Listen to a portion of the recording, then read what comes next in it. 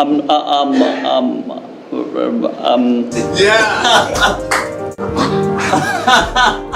মিনিটে শাকিব খান 10 বার উদ্ভট একটা হাসি দিচ্ছে।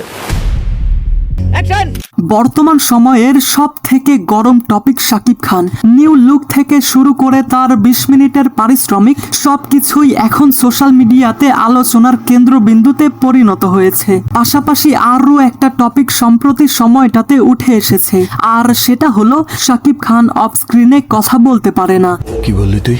যদিও এই অভিযোগ নতুন না, মাঝে মধ্যেই শুনতে পাওয়া যায়। বিশেষ করে বিগত কয়েক বছরে শাকিব খান যখন তার কোনো সিনেমার ইন্টারভিউ অথবা পাবলিক ইন্টারাকশন করেছেন, তখন এটা একটু বেশি আলোচনায় আসে। তো আসলে সমস্যাটা কোথায়?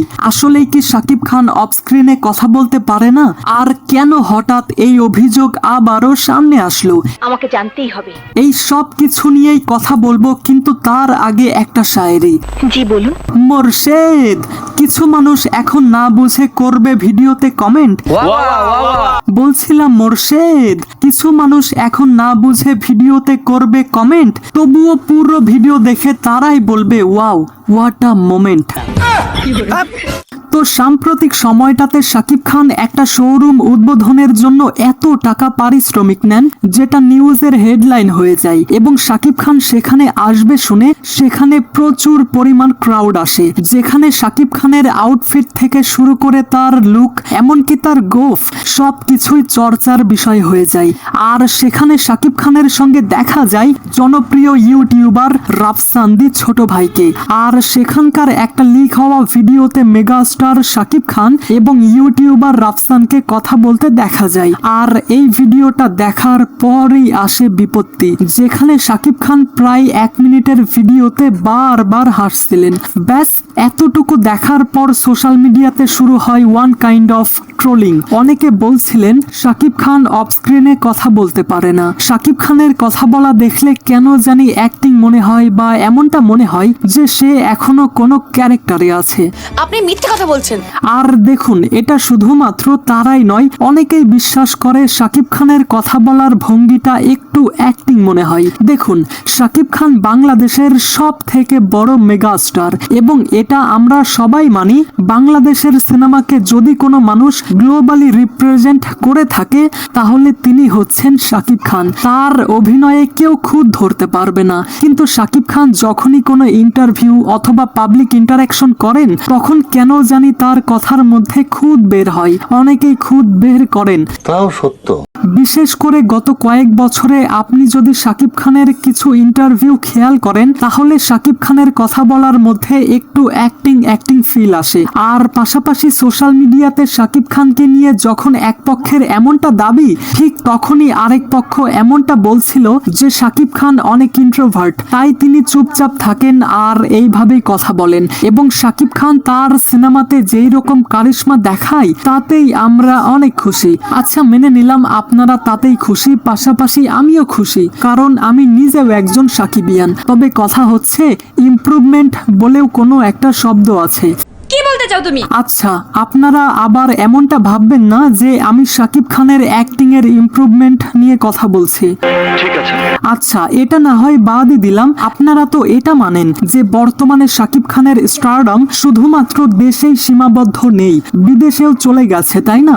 আর আমাদের পাশাপাশি শাকিব খানেরও কিন্তু এটা স্বপ্ন যে বিদেশের মাটিতে বাংলা সিনেমাকে এমন ভাবে প্রেজেন্ট করা যেন বিশ্ব দরবারে সবাই জানতে পারে আমাদের বাংলা সিনেমা সম্পর্কে। সঠিক বলেছেন। আচ্ছা, ভাবুন তো, এমনটাও তো হতে পারে যে সামনে হয়তো বাহিরের দেশ থেকে শাকিব খানের জন্য কোনো প্রজেক্ট আসবে, অথবা বিদেশে কোনো ইন্টারভিউ আসবে, কিংবা এমনটাও তো হতে পারে যে বাহিরের দেশের কোনো স্টার, সুপারস্টার অথবা মেগা স্টারদের সঙ্গে কোলাবোরেশন হবে। সেখানেও যদি শাকিব খানের কমিউনিকেশন স্কিল এমনটা থাকে, অথবা এমন অ্যাক্টিং ভাইব আসে, তাহলে কি সেটা আমাদের জন্য লজ্জাজনক নয়? দেখুন, আমি শাকিব খানকে জাজ করছি না। আর আপনারা যারা নিয়মিত বলিউডের খোঁজ খবর রাখেন, তারা হয়তো জানেন যে বলিউডের মোটা একটা পার্সেন্ট শিক্ষিত নয়, মানে অনেক বেশি শিক্ষিত নয়। লাইক নওয়াজুদ্দিন সিদ্দিকী অথবা কপিল শর্মা, তারা অনেক বেশি শিক্ষিত না হয়েও তাদের কমিউনিকেশন স্কিল অনেক বেটার। Very good. আচ্ছা, আপনারা যদি শাহরুখ খানকে প্রতিনিয়ত ফলো করে থাকেন তাহলে হয়তো আপনারা জানেন যে শাহরুখ খান যে কোনো জায়গায় কিভাবে কথা বলে। আর এদিকে আমাদের শাকিব খানও কিন্তু কোনো অংশেই কম নয়। লুক, ফিটনেস অথবা শাকিব খানের অ্যাক্টিং সব দিক থেকেই তিনি পারফেক্ট। শুধুমাত্র এই কথা বলার ভঙ্গিটা অনেকের কাছে আনকমফোর্টেবল মনে হয়। ওটাই তো পারেশানি। তবে পাশাপাশি আপনি যদি আজ থেকে 8 বা 9 বছর আগের শাকিব খানের ইন্টারভিউগুলো দেখেন, সেগুলো দেখলে আপনি মুগ্ধ হতে বাধ্য। আমি আজকে সকালবেলা শাকিব খানের অনেকগুলো ইন্টারভিউ দেখলাম। কি সুন্দর এবং মার্জিত কথা বলার ধরন, এমন পরিপাটি এবং গোছানো কথা বলা সত্যিই বর্তমান সময়টাতে অনেক মিস করছি। কেননা আপনি যদি আজ থেকে 8 বা 9 বছর আগের কোনো ইন্টারভিউ এবং বর্তমান সময়ের কোনো একটা ইন্টারভিউগুলো দেখেন তাহলে আপনি স্পষ্ট পার্থক্য বুঝতে পারবেন। মিলিনি আমার কথা না। ওয়েট গাইস, যেভাবে আপনারা আমার সঙ্গে ইউটিউবে কানেক্টেড রয়েছেন, আমি চাইবো ঠিক একইভাবে আপনারা আমার সঙ্গে ফেসবুক পেজেও যুক্ত থাকেন, যেখানে আমি আমার নিত্যদিনের অনেক কিছুই এখানে শেয়ার করে থাকি। লাইক আমি কিভাবে ভিডিও এডিটিং করি, কিভাবে আমি থাম্বনেল বানাই। এছাড়াও আপনি আমার সঙ্গে সরাসরি হোয়াটসঅ্যাপের মাধ্যমে যোগাযোগও করতে পারেন। তো তাই যারা আমার সঙ্গে সরাসরি কানেক্ট থাকতে চান তারা ফেসবুক পেজে ফলো দিতে পারেন।